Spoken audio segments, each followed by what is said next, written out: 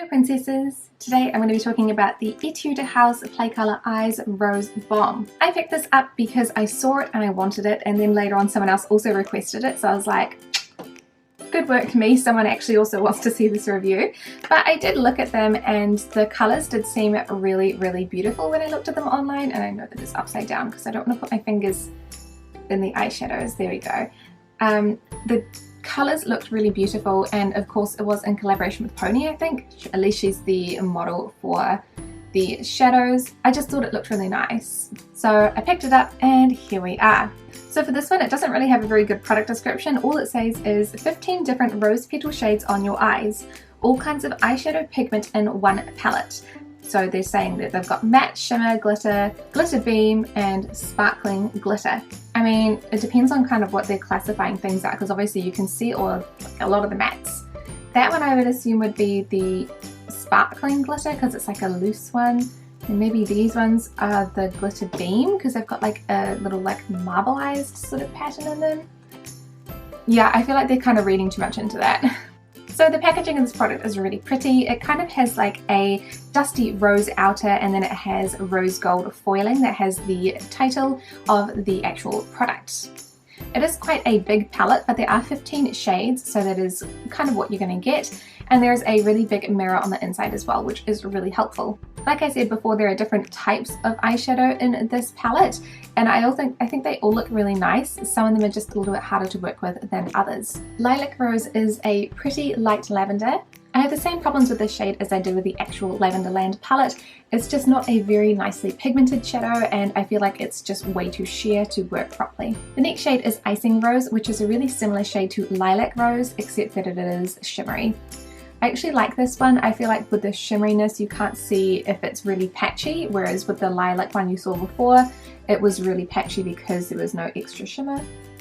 So I quite enjoy this shade. Vanilla Cream Rose is a really nice light kind of cream colour. I don't find this one super helpful because it doesn't work that well as a base with the other colours, and it's a similar colour to my skin, so it doesn't really work as a brow bone highlighter either. I just don't really have very much use for that colour. Crystal Rose Gold is one of my favourites in the palette. It's just a really nice pretty champagne shimmer. It's kind of quite bland, and I'm pretty sure I've got it in almost all of my other palettes, but that doesn't stop me liking it quite a lot. Rose Beige is a really nice transition shade. It's kind of just a warm toned brown, which I have so many of, but it works well on this palette. Fantasy Rose is another really pretty shimmer. I definitely like the shimmers a lot in this palette, so you'll hear me say it quite a few times now. This one is a really nice brown colour with a pink shimmer, which I think is quite unique. Antique Rose is a matte purple colour. I feel like this one isn't very pink. It's kind of just like a regular, very light plum. It is quite nice, and I found this one easy to blend. The next shade along is called Aura Rose Pink, which I thought was going to be my favourite in the collection, but I'm kind of sort of ambivalent about it. I have a lot of pink shadows, and this one is just kind of, yeah, it's just a little bit average. It's nothing special for me personally. However, it does blend really nicely, and it looks really beautiful. Spangle Red is probably the most interesting one in the palette for me. It is a kind of like packed loose glitter. I don't know how to describe it. It's not a very solid shadow. Whenever I touch it, it kind of crumbles. But you can pack it onto your lid to make it look super sparkly and beautiful. It really is just glitter though. There isn't really any underlying pigment. I do like to put it with the next shade, which is Fresh Rose Red, which is this beautiful matte burgundy shade. I absolutely love this one, however I do not get a huge amount of wear out of it because, as you can imagine, it's not really a day-to-day wearable sort of shade, but I do really enjoy it, and I think that it is a really good quality shadow. On the last row we start with Rose Purple, which is basically just a mid-toned purple colour. I think that the colour is nice, but I get almost no wear out of this one at all. I really would have to force myself to wear it. And then next door is Petal Pink, which I have worn before. I don't particularly love this. It's kind of like a neon matte pink, but it does blend out quite easily, so it is easy to work with. I'm just not a huge fan of the colour itself. Garden Brown is a really nice warm toned brown. It is kind of like a middle sort of darkness. It's heading towards the darker side, and I do have a bit of trouble blending it. And then the darkest brown is called Burn Rose Brown. This one is a really pretty colour itself, like it is another warm toned brown, and I also do really struggle blending this one. I just feel like it goes straight from a dark brown to like this weird milk chocolate if I actually try and blend it out, and I just find it really difficult to get a seamless blend. The last shade is called Vintage Red, which is another shimmery colour. This one is kind of like a bricky brown red with shimmer, which is really pretty. So in this eye look today, I did something a little bit different, and I actually used the base colour, which was Vanilla Cream Rose, and I used it on my right eye, which is the eye on your left. I feel it actually didn't make the application any better. In fact, I feel like it made it just look more powdery and less pigmented, so it's not something I'd recommend, but I did want to try it. Otherwise, I used Lilac Rose in my crease, Antique Rose in the outer third, and Icing Rose in the inner third. I actually didn't end up liking this so much because I feel like it looks like a weird color combination. I thought that the lilac up the top here, so I used this lilac, I thought that would go really nicely with that one because they're the most purpley shades, but I don't feel like it did. I feel like the Lilac Rose was really purple, and then the Antique Rose is really pink in comparison, and then Icing Rose, can't really see very much pigment, it's kind of just really just a glitter topper, so I don't think it's the most successful eye look, but yeah.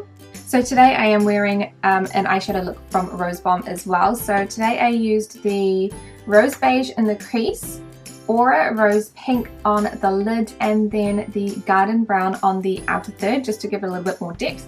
I feel like it does look very pinky pink, and that's kind of like my problem with the entire palette, is that some of the shades don't really go well together, and then the ones that do go well together are very pink.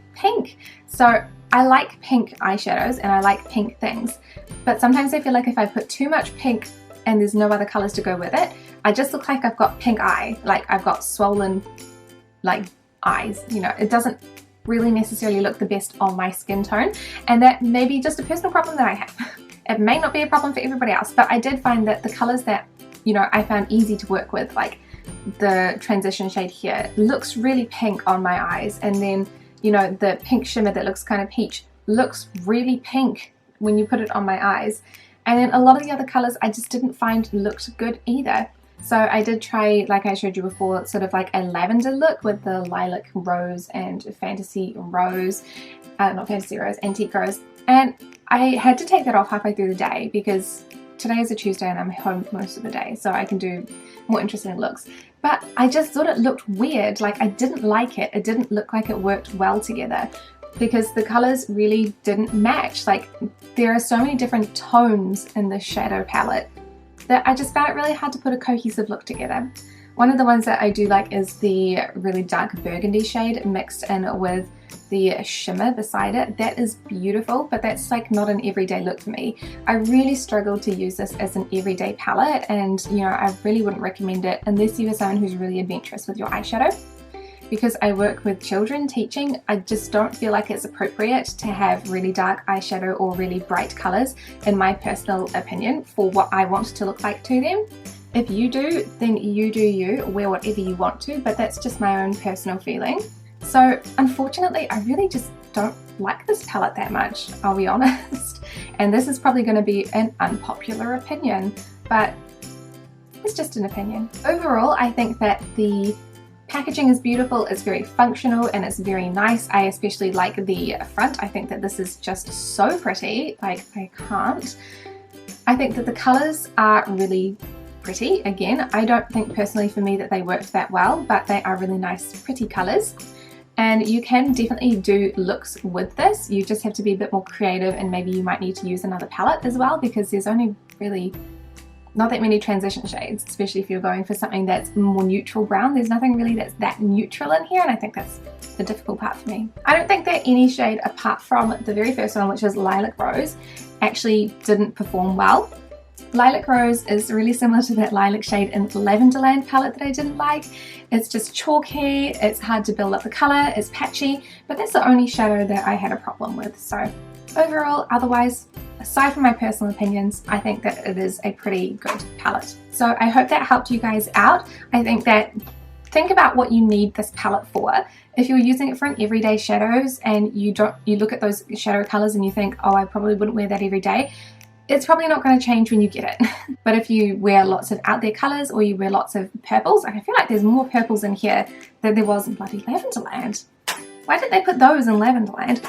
Regardless, then that might be the palette for you. But for me, I think it's probably going to go to another home. So thank you guys so much for watching this review, and I will see you in the next one.